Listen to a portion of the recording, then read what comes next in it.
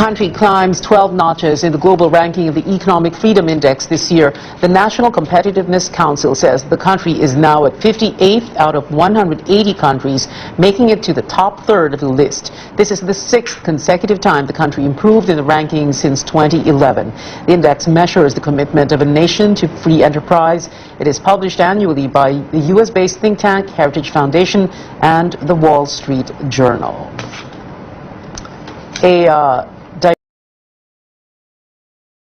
A diversified company, Hitachi, will bid for major railway projects in the Philippines as Japan moves to become a partner of the Philippine government in building infrastructure. Hitachi Philippines is setting its sights on the North-South commuter railway linking Tutuban in Manila to Malolos in Bulacan. The project will be funded by the Japan International Cooperation Agency, or JICA. It is also targeting the Clark Railway, which will run between Malolos and Clark in Pampanga, with a possible extension to Tarlac province. Hitachi, which specializes in construction, transportation, and energy equipment, sees many opportunities in the Philippines. We provider for the railway, but if we go for such a PPP project, so we need some partners for the developer, especially local developer. Otherwise, we cannot enter that market.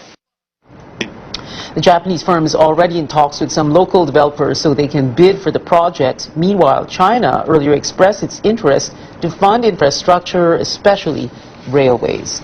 The peso weakens. Nilimita na lang ng mayorya ng Kamara sa 3 ang mga krimeng pwedeng patawan ng parusang kamatayan. Kabilang dyan ang treason, plunder at drug-related crimes maliban sa possession of illegal drugs. Ayon kay House Majority Leader Rudy Fariñas, layo nitong mas makumbinsi ang iba pang kongresista maging ang Senado na ipasa ang panukala para sa death penalty. Paglilinaw ni Fariñas, consensus pa lang ito ng mayorya at hindi pa na ipipresenta sa plenaryo. Kaya pwede pa raw madagdagan o mabawasan ang listahan ng mga krimeng pwedeng patawan ng kamatayan konforme sa mapagkakasunduan ng Kongreso. Kami, ang posisyon ni Speaker, iwital na lang natin sa bare minimum na tingnan natin kung papasa sa Senate. Kasi if we include so many offenses and then hindi rin pala maski isa hindi mapapasa sa Senate, what's the... Sir, bakit hindi kasama rin? Huwag na muna dahil contentious nga and everything para mas mabilis na muna, yun na lang munang offenses na yun. Senator De Lima believes the Senate should investigate the so-called Davao death squad. In a chance interview at the Senate, De Lima said the statements of Las Cañas were corroborative of what self-confessed hitman Edgar Matobato said during the Senate hearings late last year. Sample lang yon ng mga sinight niya ng mga incidents kasi marami pa siyang dapat isiwalat dahil mas marami siyang alam kay Mr. Edgar Matobato kasi isa nga po siya sa mga leader. It's such a hair-raising thing. Hindi ko po inaasahan na lumantad na rin si Las Cañas. This is definitely very explosive. De Lima presented Matobato, who claimed to be a member of the supposed Davao death squad, during hearings on alleged extrajudicial killings. Coming up in the Sa isang press conference kanina sa Senado, isiniwalat na itinuturong leader ng Davao Death Squad na si SPO3 Arthur Las Cañas na totoo ang may binibintang sa nasabing grupo. Totoo po ang existence ng Davao Death Squad o DDS. Taliwas ito sa mariinyang pagtanggi noong marapsa sa Senate inquiry noong Oktubre. Wala pong Davao Death Squad, pero media hype lang yan. Kanina, isiniwalat niya na sa bawat target na may tutumba, naglalaro sa 20,000 hanggang 100,000 piso ang reward na ibinibigay ng nooy alkaldeng si Digong. Pero special case daw sa mamamahayag na si Jun Pala na umabot sa 3 million pesos ang pabuya. Si Digong pa raw mismo nag-utos na itumba si Pala dahil sa pagbanat sa kanya. Tinawag ako ni Sandy Binaventura through cellphone, nag-advise akin na mag-proceed sa bahay ng girlfriend ni Mayor Rudy Duterte sa Ecolan. Kasi doon, magbigay pa si Mayor Rudy ng bonus sa amin. Sabi niya, 1 million. Naging emosyonal naman si Las Cañas nang amini ipinapatay niya ang 2 kapatid na pareho raw drug user. Sa sobra kong loyalty sa kanyang campaign, nagawa ko po ito. Sarili kong 2 kapatid, pinapatay ko. Kinumpirma rin ni Las Cañas ang kwento noon ng unang umaming miyembro ng DDS na si Edgar Matubato, kaugnay sa pagpapasabog daw nila sa mga boske sa Davao sa utos umano ni Duterte.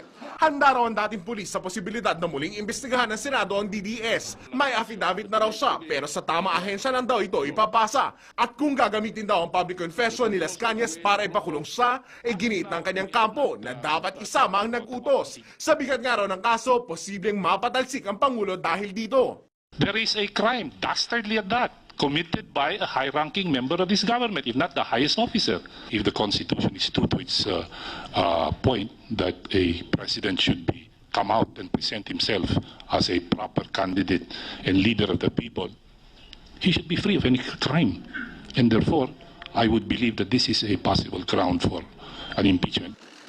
Naghain na ng motion sa plenaryo si Senator Trillanes para paimbestigahan ang mga aligasyon ni Las Cañas. Mapupunta ito sa Committee on Public Order na hawak ni Senator Panfilo Lacson. Posible raw makasuhan si Las Cañas kung babalik na rin niya ang mga pahayag doon sa Senado dahil under oath siya. If he will again testify under oath, open siya sa perjury, makakasuhan siya. Definitely, hindi naman pwedeng magkaibang statements mo, parehong totoo. At ng National Union of Journalists of the Philippines, ang Senate Media na magsampa ng reklamo laban kay Presidential Communications Secretary Martin Andanar. Ito ay kaugnay ng kanyang pahayag na inalok ng $1,000 ang mga dumalo sa presscon ni Las Cañas. Kung hindi raw makakapaglaban ng ebidensya si Andanar, dapat na lang siyang manahimik o bumaba sa pwesto. Kasabay nito ay ang paghikayat sa Senate Media at kanilang mga kumpanya na magsampa ng reklamo laban sa kalihim. Unang hinamon ng Senate Media si Andanar na maglabas ng ebidensya. Humingi rin siya ng public apology dahil sa pagpapakalat ng kalihim ng umano'y fake news. Sa isa namang pahayag, sinabi ni Andanar na makikita sa transcript ng isa niyang interview na wala siyang sinabing tinanggap ng media ang pera. At bilang isang dating journalist, mataas daw ang tingin niya sa media. Iginiit ni Presidential Chief Legal Counsel's Attorney Salvador Panelo na maaaring maharap sa kasong perjury si SPO3 Arthur Las Cañas. Ayon kay Panelo, ito ay dahil binago niya ang kanyang testimonya sa pagdinig ng Senado na kumukontra kay Davao Death Squad whistleblower Edgar Matubato. Sinabi rin ni Panelo na basehan ito sa kaso, lalo pat nanumpa ito sa ginawang pagdinig ng Senado. Magkagayunman, ipinaubaya na ng Palasyo sa Department of Justice ang posibleng kaso laban kay Las Cañas dahil sa umano'y pagsisinungaling nito sa mataas na kapulungan ng Kongreso. Kumbinsido rin si Panelo na bilang abogado rin ng Pangulo, hindi nito gagawing mag-utos para gumawa ng krimen, kasama ng umano'y pagpapasabog ng mosque. Of course, hindi po pwede siyang i-demanda. That goes without saying. Yes. Yes.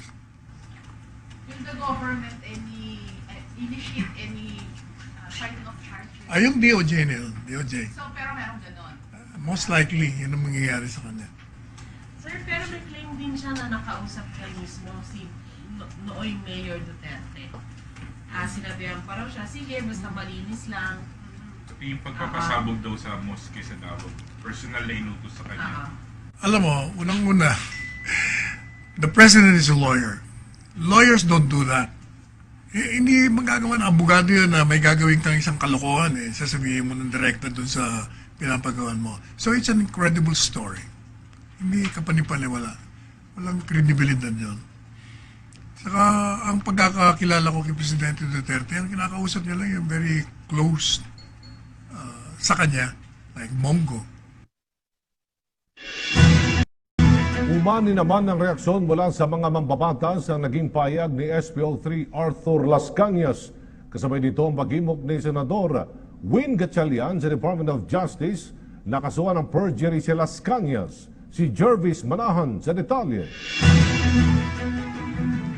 Hindi raw pwedeng ipa-impeach ang isang Pangulo base sa mga nagawa niya bago siya maupo sa pwesto. Yan ang paniwala ni Angla Party List Congressman Jess Manalo. Impeach someone for an offense that is not related to his office. Sir, you can't. You cannot. Sinabi niya ito matapos ang isang press conference ni SPO3 Arthur Las Cañas sa Senado na pinatotohanan ang mga sinabi ng hitman na si Edgar Matubato tungkol sa Davao Death Squad. Dumalo si Las Cañas sa mga pagdinig ng Senado noon kaugnay ng umano'y Davao Death Squad. Nauna niyang sinabi na hindi ito totoo, pero binawi niya ang kanyang mga sinabi noon. Kung si Congressman Ray Umali daw ang tatanungin, questionable kung bakit ngayon lang ulit lumantad si Las Cañas, gayong tapos na ang investigasyon ng Senado rito. Bakit ngayon lang nagsasalita kung sakali mang may gusto siyang sabihin? To my recollection, parang inimbitahan siya doon. Nung mga hearings na yun,